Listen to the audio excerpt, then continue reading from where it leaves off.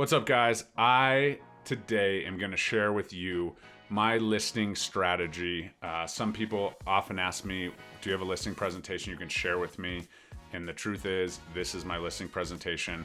I can't send you a PDF because it's all about myself, rapport building with the seller. So stay tuned and we're going to dive in next. What's up, guys? Jeremy Kane with the Real Estate Agent Playbook. Today I am opening my very own playbook for you, giving you a strategy that I use that has converted at over 99% in my career. I've lost one listing appointment, so we're gonna share the secret sauce with you in my 10-year career. This is something that I've developed, and certainly takes some confidence to kind of roll in there and do it this way. But I think that you can do it, and I think it'll put you far and above any other agent that rolls in with a self-prepared, listing presentation with all of the things, including a price of the home before they've even been in it. So stay tuned for that. However, if you're here for the first time, thank you so much for joining me. Throw me a subscribe if you want to be notified of further videos that I release. I'm all about helping agents win every single day of the game of real estate. So do that for me. If you say something, that you have a question about or you don't like, comment. I love to argue in the comments. Kind of kidding, not really. Please comment anyways. I love to go back and forth with you. And while you're here, we also have this show on the podcast, so you can share that while you're on the road, share it with your favorite real estate agent. So now let's get into the juice. So first and foremost, my goal when going into a home is, one, to build rapport with the seller, and two, take a look at the asset, take a look at the home itself, and go from there. So first things first, I typically show up with maybe a folder with some branding content, maybe some examples of flyers or links to my YouTube videos that I've done on property tours, or all of that marketing stuff. But the truth is, everybody has that at every single brokerage. I don't care if you're at one of the quote unquote luxury brokerages or you're at, your independent brokerage. Typically people have the marketing. We all market the property pretty much the same. Over the last 5-6 years, it's been MLS, go, whatever. We still do the marketing as long as we're not lazy agents. But it is what it is. The truth is that does not separate your experience with me from the next agent down the block. So that's first things first. So I'm there to build rapport with the client. And I typically say, right away, because I just have this folder, I say, hey, here's this folder of some marketing stuff. We can go through it later. Not super important, but just wanted you to have some tangible examples of how we market the property. But I do not have a value of your home written down anywhere. I feel it would be disingenuous to walk into a home with a prepared CMA or, market analysis that gives a price of the home until I've seen it, right? I want to see everything that you have done to the home in order to offer you the best price and create a pricing strategy in order to get you the most for your money. Right there, I eliminate all the other agents that have come in that I'm in competition with, because they all come with the same pre-printed thing. Maybe it's on an iPad, a fancy PDF, right? But at some point they have a market analysis in there, and they have a price that's written into that document somewhere of the house that they have never seen before, right? So that is my first separator.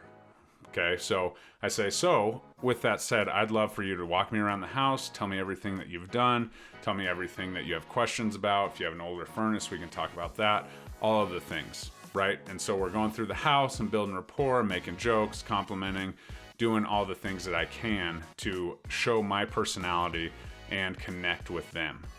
During that time, I am really trying to dive into, okay, why are they doing this, right? Why is this move happening? Why are they selling this home, right? It's not like they're selling something on Craigslist. This is a home where they have had memories, whether good or bad, and we need to dive into their why, right? Simon Sinek, start with why. If you dive into your client's why and you really get a grasp for that, you can absolutely knock it out of the park no matter what, right? You've all heard my story where I went into a $1.2 million listing. It had been on the market in the, hot fall, prior. It was a hot market, didn't sell. And she constantly said, you can walk to the grocery store, the elementary, middle, and high school, and without crossing a major street. This was clearly important to her because she said it several times throughout the tour, and then again at the end when we were talking. I took that phrase, put it right at the front of my video, put it in the public remarks in the MLS. And what do you think? Where do you think that went? Right? We sold the property for more than she had it listed for before when it couldn't sell. And right on top of my testimonial, Jeremy was the first real estate agent that accurately depicted the location being so prominent because you could walk to the grocery store and those schools without crossing a major street. That's all I did was listen, build rapport, stepped in, and was there to put it where she wanted to see it as a homeowner. Why she was selling, why she loved the neighborhood, all of that was because of that prominent location, and I was able to capture that. So we're building rapport, we're getting all of the information. Certainly through this, they're gonna ask, hey, what should I do with the closets? What should I do with this? Should I get a storage unit? My furnace is, we just had the thermocoupler or whatever replaced, whatever. And I say, okay, yeah, let's just get that serviced, right? If it's an older unit, we want to have it serviced. We'll leave that on the counter.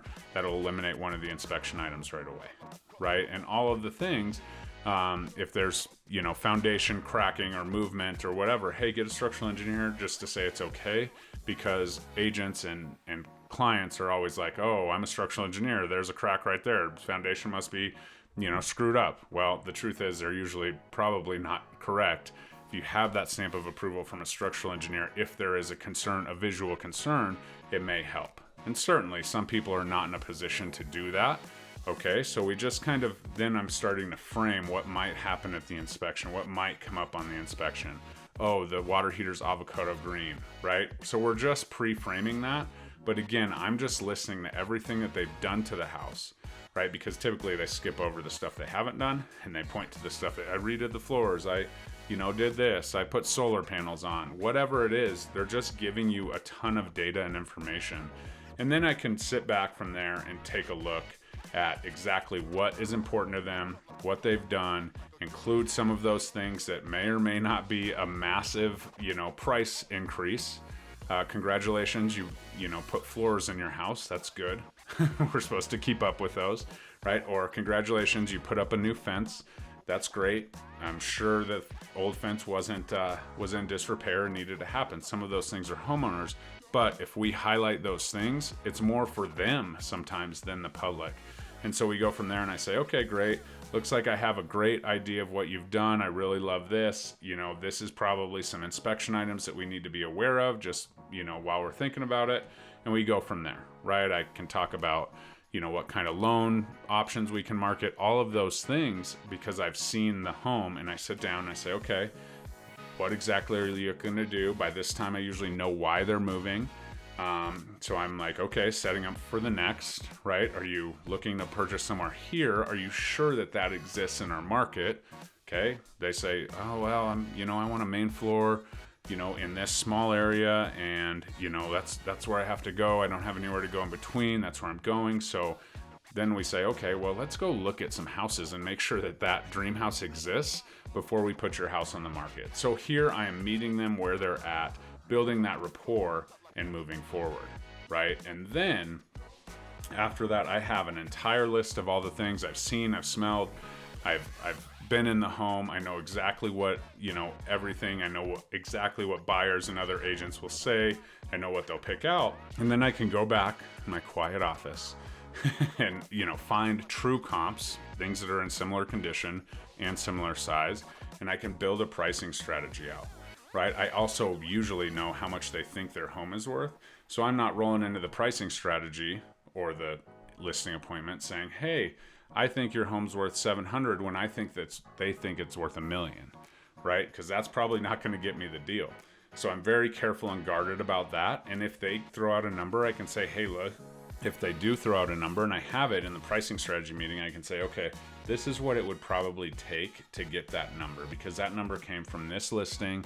First of all, it's a ranch, you're a 2-story, had completely updated, chef's kitchen, all the things. So I can say, we can get there, I think, but it might cost, ABC to get there.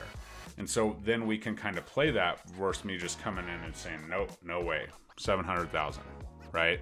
And so that's huge because I know all of those things from the rapport building time, and I have that. And so when I go into the pricing strategy, I'm already, ahead of the game, and I know where they're going to go, and I can either say, okay, this is what it's going to take to get there, or if it's just a little bit outside, I'll say, hey, let's list it for 2 weeks and see what we get. The market is saying this right now, it's pretty hot, this many showings.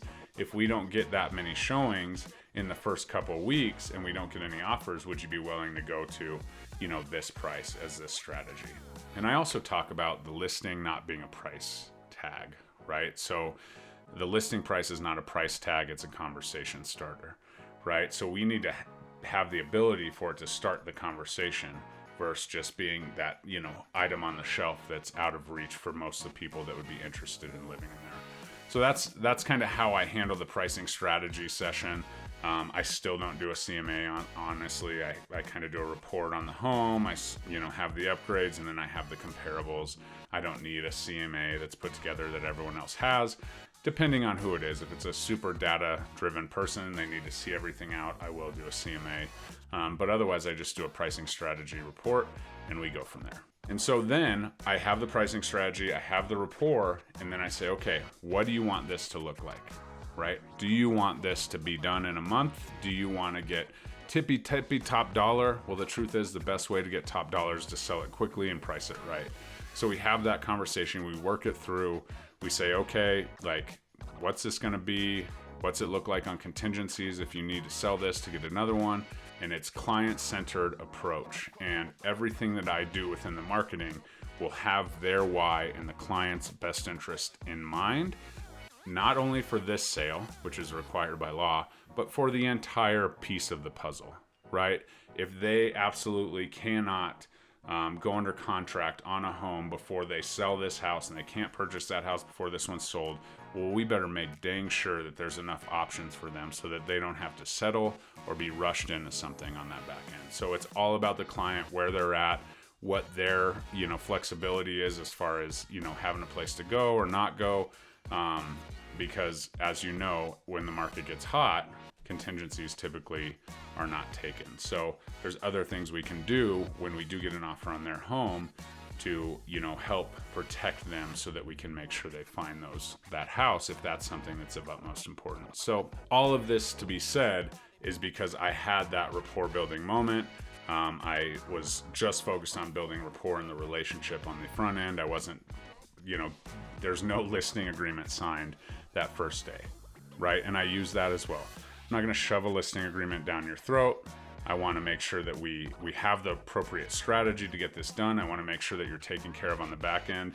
And I have confidence that you will sign a listing agreement with me when the time is right. I don't need it before I walk out of your house. And so that's how I roll. It's worked for me time and time and time again. Usually that one-liner gets it done, right? It'd be disingenuous if I had a pre-printed report telling you how much your home was worth before I've ever seen anything you've done to it. Right? And that could be good or bad, right? Because I've also been at the table and I had a number on that report and I look around and I'm like, there's no way. This is not updated like they said on the phone or whatever. And so I don't want to put myself in that position, pigeonhole myself into that. So if you have any questions, let me know. I'd be happy to build a plan for you. As you know, that takes some confidence to kind of come up with and say. So I would want something that you're confident in moving forward, tailored to your personality. Realtor playbook call, realtor game plan call below, and we can chat about that. We can build you an ironclad listing strategy, so to speak. So like, comment, subscribe, share this with your favorite real estate agent if it made you think, and we'll see you on the next one. Bye-bye.